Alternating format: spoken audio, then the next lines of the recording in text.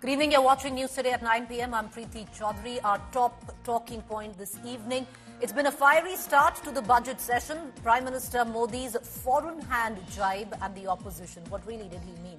On the other side, Sonia Gandhi's remark on the president. Was it insult or what the Congress calls empathy? All of that coming up.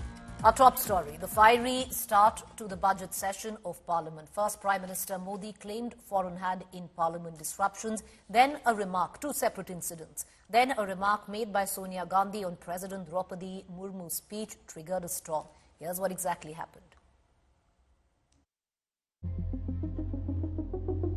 Budget session kicks off to a fiery start. Prime Minister Narendra Modi, in his remarks ahead of the budget session, pointed at Parliament disruptions in the past and accused the opposition of aligning with foreign agencies. 2014 से लेकर अब तक शायद ये पहला parliament का सत्र है कि जिसके एक दो दिन पहले कोई विदेशी चिंगारी नहीं प्रगटी है। विदेश में से आग लगाने की कोशिश रही हुई है। 10 साल से 14 से देख रहा हूं। हर सत्र के पहले शरारत करने के लिए लोग तैयार बैठते थे। The opposition dismissed Prime Minister's charges. हम बीजेपी माफी की मांग कर रहे हैं। जिस खाई में इन्होंने इस देश को डुबोया है, पहले उसके लिए माफी मांगे। The showdown between the government and opposition escalated after Congress MP Sonia Gandhi's comment on President Murmu's address to Parliament, suggesting the president got tired giving the long speech. Boring. No comment. No, the president was getting very tired by the end. Repeating the same thing again no, and again. she could hardly speak, poor thing. The Rashtrapati Bhavan reacted, saying the comments clearly hurt the dignity of the high office. President's house said the remarks are unacceptable. Rashtrapati Bhavan added that the president was not tired at any point. While Prime Minister Modi called Sonia Gandhi's statement an insult to tribals, Congress leader Priyanka Gandhi denied the charge. उन्होंने राष्ट्रपति जी को poor thing कहा, गरीब कहा और चीज कहा, थकी हुई कहा। एक आदिवासी बेटी का बोलना इनको बोरिंग लगता है। My mother is a 78-year-old lady. She simply said that the president must have been tired reading such a long speech. Poor thing. I don't think she fully respects, in fact, she has the utmost respect for her. And I think it's very unfortunate that this kind of thing is twisted by the media. They are both respected people. They are older than us. They are a certain age now. Many opposition leaders questioned why the president's speech did not mention the tragedy at the Kumbh Mela that left at least 30 dead earlier this week. देखिए, president speech से ज्यादा जरूरी है कुंभ में जो लोग अभी भी लापता हैं, लोग आशंका में हैं कि उनके परिवार के सदस्य कहां हैं। सरकार की जिम्मेदारी बनती है कि ऐसे लोगों की सूची जारी करे। सरकार और कितनी मदद करेगी पैसे की, और जो भारत सरकार और उत्तर प्रदेश सरकार ये कह रही कुंभ का कारोबार जो होगा 2 लाख करोड़ का होगा कारोबार। ये कारोबार करने के लिए महाकुंभ लगाए क्या? राष्ट्रपति जी के अभिभाषण में देश की बात होनी चाहिए, पर यह केवल सरकारी पब्लिसिटी का एक निराशाजनक पुलिंदा बनकर रह गया। ये दुर्भाग्य की बात है। महाकुंभ का नाम तो लिया गया, पर महाकुंभ की त्रासदी की चर्चा नहीं हुई। The Narendra Modi government has declared many big legislative decisions will be taken in the budget session. But if the first day of the meet is any indication, then we are set for a stormy session ahead. With Piyush Mishra and Mosmi Singh, Bureau Report, India Today. All right, so the big questions we're asking this evening, a fiery start to the budget session, Prime Minister's foreign hand jibe, a diversion. Sonia remark, an insult or empathy where it came down to the president of the country, and a face-off just sound and fury. all of that. Taking these questions to our panelists this evening, Ashutosh, author, political analyst, Pradeep Bhandari, national spokesperson, BJP, Dr. Syed Nasir Hussain, MP and national spokesperson, Congress. To begin with you, Pradeep, what is it that the Prime Minister meant that there is no foreign hand this time? Well, it's an old saying that once is a happenstance, second is coincidence, and third is enemy action. If you recall and remember, Rahul Gandhi has made his intent clear that he wants to fight the Indian state. Now, fighting the Indian state is also supporting a narrative which weakens the Indian state. And I would like to tell your viewers about a pattern which we've been seeing in the last many years. 2018, before the winter session, you had the Rafale report. Ultimately, whatever the Congress party said, all of it could not stand the merit of truth in the Supreme Court of India, but the parliament session was disrupted. In 2020, before the budget session, you had the EU getting a motion against the CA that Indian Muslims will lose the citizenship. None of that was true, and this, in fact, citizenship is given. However, the parliament session was disrupted. In 2021, before the budget session, you had the entire international toolkit gang coming forward, but again, when it comes to the merit of truth, nothing happened. Before the monsoon session in 2021, you had the Pegasus report where the opposition claimed that the phones were snooped, but when it came down to the Supreme Court and the courts of land, nothing of it could be proven. Before the budget session in 2023, if you recall that Rahul Gandhi spoke that what is the United Kingdom doing with respect to the Indian democracy, then the Hindenburg report came, and today Hindenburg is shut. But all of this was taken as gospel truth by the Indian opposition. So even in the case of Canada, if you recall the statements of Justice Trudeau, all of it was taken by certain member of parliaments here as if they are elements of truth and their Bible. But even the Canadian government, not the government, in fact the Foreign Committee report said that all of those were mere allegations without substance of truth. So the charge of the Honourable Prime Minister is that there is a pattern where the Indian opposition picks up anything from foreign without verifying its substance and tries to disrupt the parliament, because policy making is in the interest of the country, disruption is not.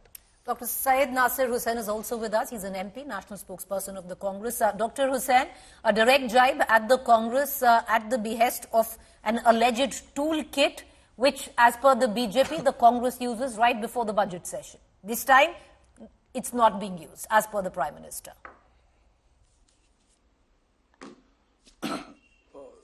See, the Prime Minister is scared of the questions that are being asked to him.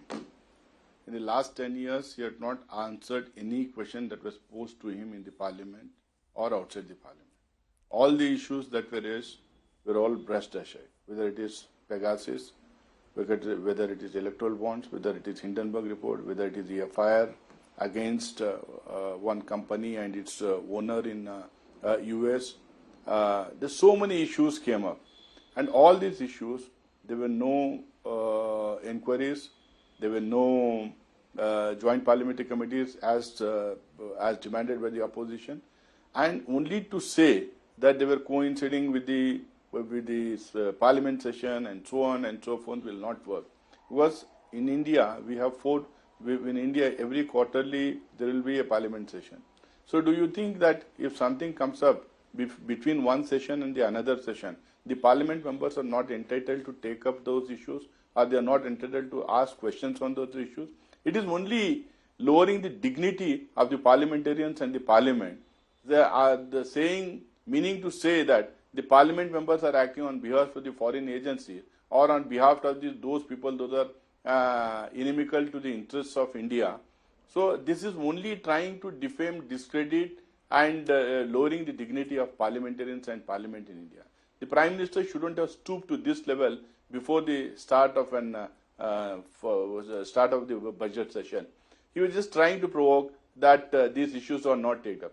We have taken up these issues not because they are just somebody has raised this issue. We have taken up these issues because these are the real issues. Rafale, a country which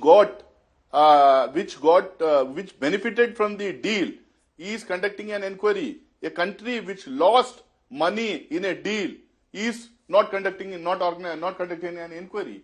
What happened in Pegasus?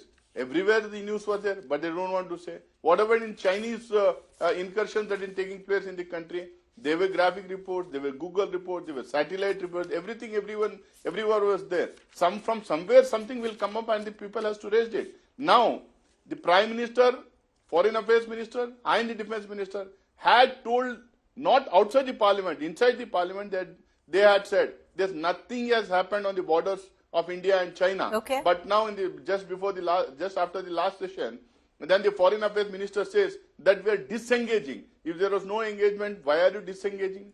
So these are the issues which need to be discussed threadbare in the nation, threadbare in the parliament, and opposition and all the members of parliament, irrespective of whether he is from treasury benches or opposition, has a right to raise the issues. It is not the timing that is important, it is the content that is important. If the PM really has the guts and if he really wants to come clean on these issues, he should go ahead and say, let us inquire into it, let doodh ka doodh, pani ka pani ho jaye. All right, there've been, like I said, there are two incidents that happened today, and we're going to go into both these incidents. I want to bring in Ashutosh into this conversation. Ashutosh, from, a step back, every budget session, Ashutosh, that we have seen, at least in the last 4 to 5 years, and I'm just going through some research on that account, has been not just fiery, has been acrimonious and the most bitter. Are we now building up to that? See, Preeti, I think we have become a kind of a society where any kind of criticism is taken as an enemy act. If the parliament is also behaving in that fashion, if our executive is behaving in that fashion, if the opposition is behaving in that fashion, that where we are heading. See, democracy means dialogue and discussion. Democracy means disruption also. That's what the two great leader opposition has said in the past, before 2014. The issue is not that. The issue is that the total lack of trust between the opposition and the government. If that is the case, if opposition and the government cannot come to the same platform, that how we expect them to create a consensus in the country on a particular policy issues. So I think we are heading for a great democratic crisis in the country. We are already in a crisis in that sense, because the opposition is treating government as an enemy. Government is treating opposition as an enemy. And that's why there is no dialogue. There is no communication. A democracy without communication, without dialogue is no democracy at all. There's a point there. And Pradeep, I want to bring you in, because I'll hark you back, because public memory is very, very short, viewers. Go back to the winter session. I would think in the history, parliamentary history, we have never had a worse session where you've had parliamentarians that nearly came down to blows. I think was the most shameful session. What we did see was a complete break in communication, a total trust deficit. So therefore, Pradeep, the question is, you're starting, hopefully everyone had thought that there would be a thaw, and the winter will thaw out the kind of bitterness we had seen between the opposition ranks as well as the treasury benches, which is the government. But to start the budget session with, and the Prime Minister, using words like this, this is not reconciliation. This is looking for another bitter battle. Well, Preeti, first of all, just because the Congress party is in crisis, that does not mean the Indian democracy is in crisis. The Indian democracy is thriving. So I would like to absolutely disagree with my friend and senior journalist Ashutosh ji. Point number one. It is about intent and choices, Preeti, and I will illustrate with a simple example. Let's take the argument of Nasir ji forward. First of all, neither Hindenburg, neither Rafale, all of these are not issues on ground. We would have hoped that they would speak questions on unemployment, they would speak questions on price rise, where we have done much, much better than them. We provided more employment, we've ensured that inflation is less, but the Congress party does not raise the issues of the common man. Let's take, for example, a case which Nasir bhai said. Nasir ji said that, about the Hindenburg report. Well, there was a report of a short seller which profited, made money, tried to cause damage to the Indian stock market. Jairam Ramesh ji, Congress party, picked it up as if what they are saying is the matter of truth. Now, Hindenburg has closed. What was the verdict of the Supreme Court of India on Hindenburg? That none of the allegations proved to be correct. Did the Congress party self-introspect? Why did it do so? Was that only instance? Absolutely not. In the case of Rafale, he was speaking about, what did the Supreme Court say? Supreme Court, in fact, in a re-inquiry also, after its December 14 verdict, found nothing. Now, you were speaking about disruptions. Recall the speech of the Honorable Prime Minister when he was speaking. What was Rahul Gandhi instructing his member of parliament? Ki jao, disrupt karo, samne khade ho jao, aur bolne mat bo. That is what their reality is. In ensuring that the parliament functions is in our interest, in the interest of the country, because we believe in policy making. However, the question needs to be asked that when Justice Trudeau, whatever allegations he made, even Canadian official committees did not believe in it, why was that certain member of parliaments jumped onto it as if those were substance of truth? Why are Indian institutions like the Supreme Court of India not believed, but foreign institutions are believed? It's a pattern to it, and it's a legitimate question that the Honorable Prime Minister has raised. Okay, I'm going to bring in, Dr. Syed Nasir Hussain as well. Dr. Hussain, once again reminding you on what happened, and I think you would know best because you've been in Parliament. has been one of the most shameful parliamentary sessions that India has ever seen. No, it cut both ways, Pradeep. One you might, but the fact is there has to be. It cuts both ways. Can because you tell us a video where the Prime Minister of the country or the leader of the House are sided? 1 second. 10 seconds, 10 seconds. No, I'll come back to you. Okay, Pradeep, I'll come back. Go ahead. But Dr. Hussain, there needs to be now some way forward because, like I said, every minute that is wasted in Parliament, it's lakhs of money of the taxpayers which has gone down the drain. The opposition will also need to, walk the talk. So will the Treasury benches. So will the government. But something needs to be done. If you're starting off once again on a note this acrimonious, one can very well expect what's going to happen post the budget tomorrow. Preeti, it is not me who is saying this.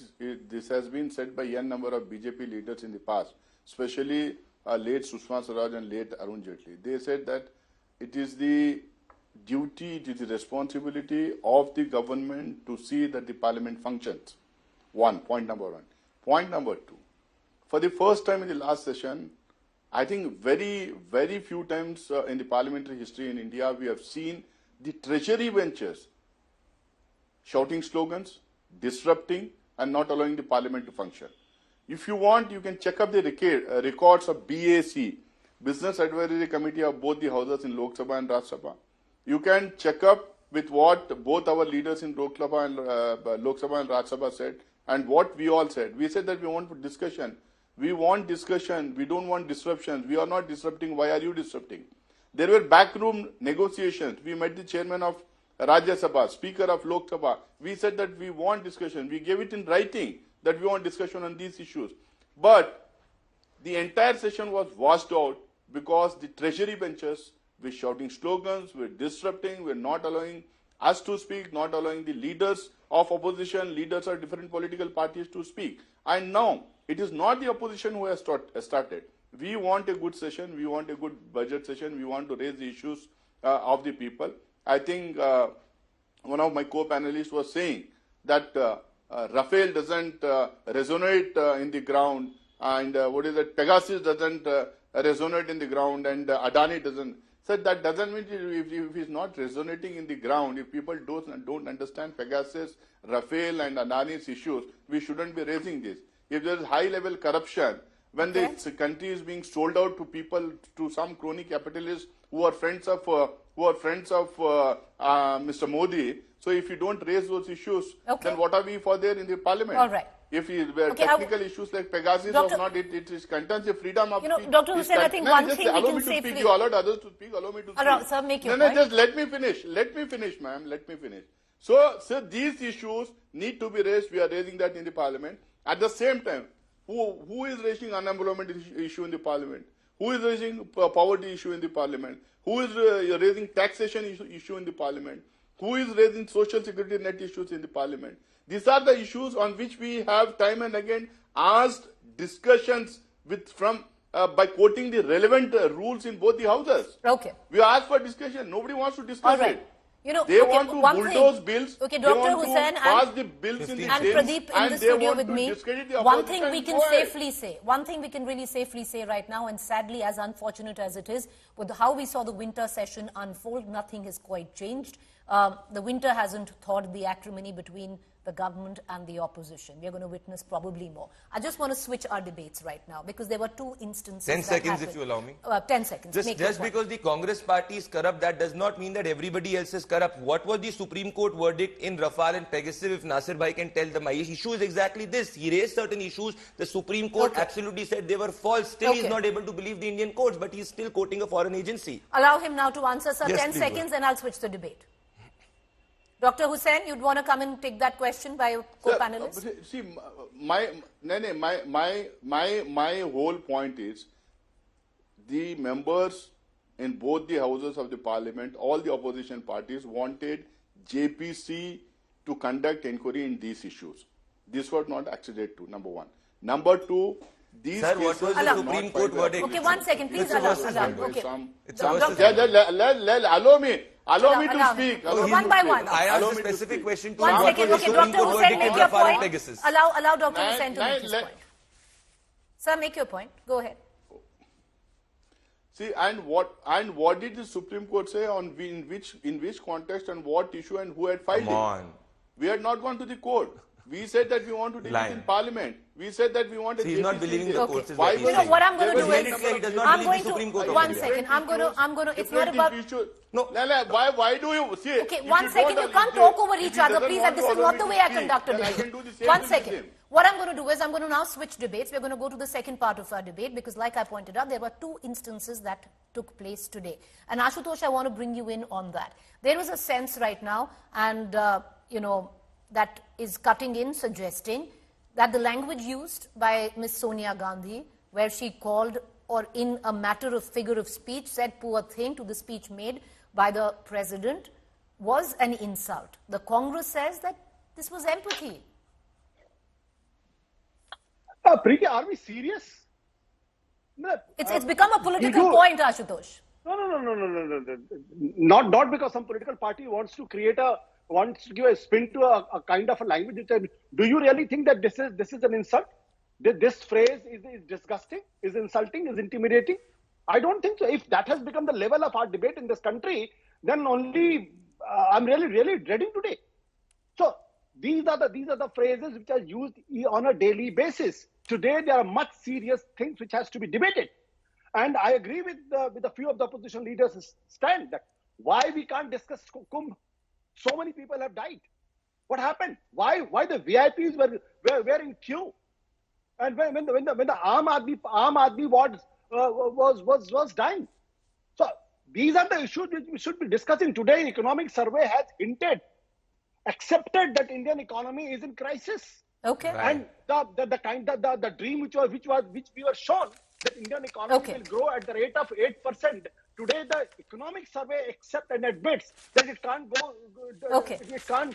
Ashutosh, there's a problem with your audio. We're going to try and fix it. Pradeep Bhandari, the fact is, what is it really? Because a lot of us were reading into it, and even the Raj Bhavan has now reacted. How is it an insult? Because it's seemingly, at least by the, and we're going to play that reaction out, is suggesting that it's empathy. That's what the Congress says, and it's a small issue. And the larger charges that you're trying to distract attention. Well, Preeti, first of all, it's a very elitist argument to make from Ashutosh, thinking that the insult of a tribal president is small issue. Let me say it what is exactly. No, I want to know why is it an insult. Poor thing means bechara, garib, vastu. Is the first tribal president of India bechara? And look at the history and the trajectory of the Congress party. On January 31st, 2025, which is today, Mr. Gandhi said it is boring. So what was he expecting the president of India to say, have an entertainment or a comedy show? Rahul is accustomed to it. That is point number one. Point number two, remember what happened on when Rahul Gandhi wanted to greet the first tribal president of India.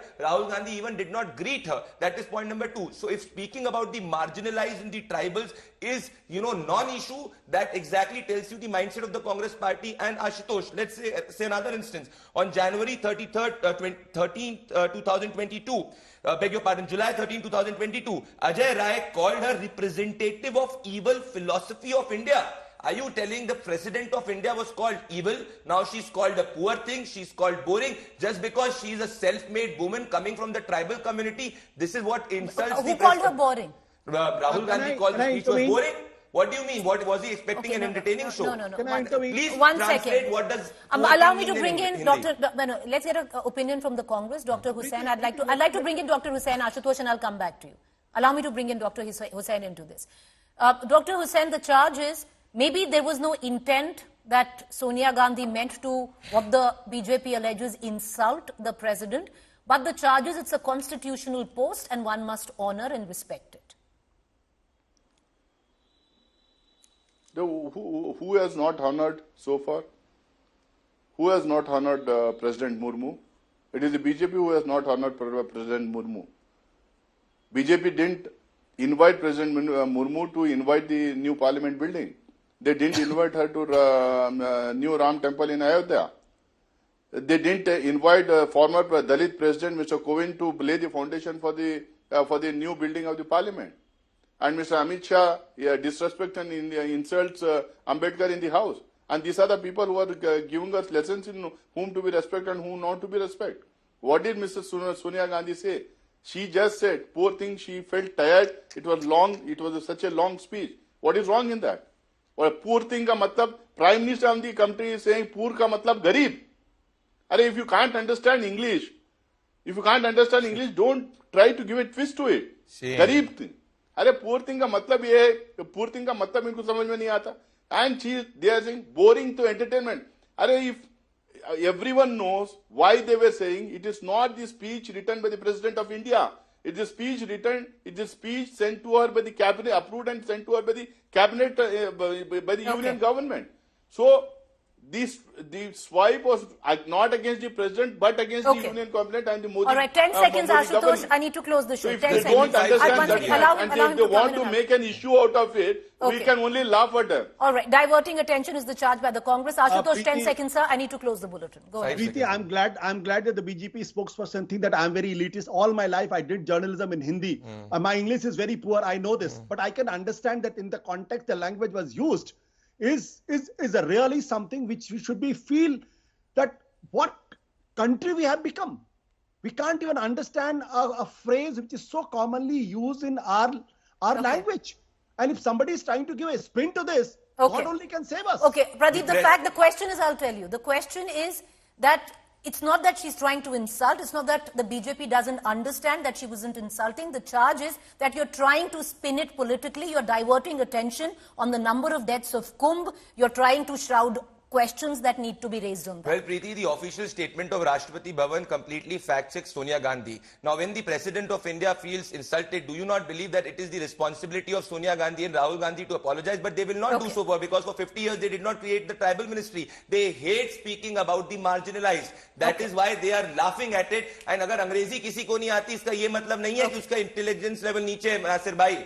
ये देश जो है गरीब जो है वो चलता है और गरीब प्रधानमंत्री आज है. अरे पहले समझो ना, इसका मतलब ट्विस्ट मत करो ना. सच्चाई बोल रहे हैं आपने. All right, okay. On that note, I think we've got a short glimpse on what the budget session is going to look like. It's a short glimpse into that. I would reckon way worse than what the winter session was.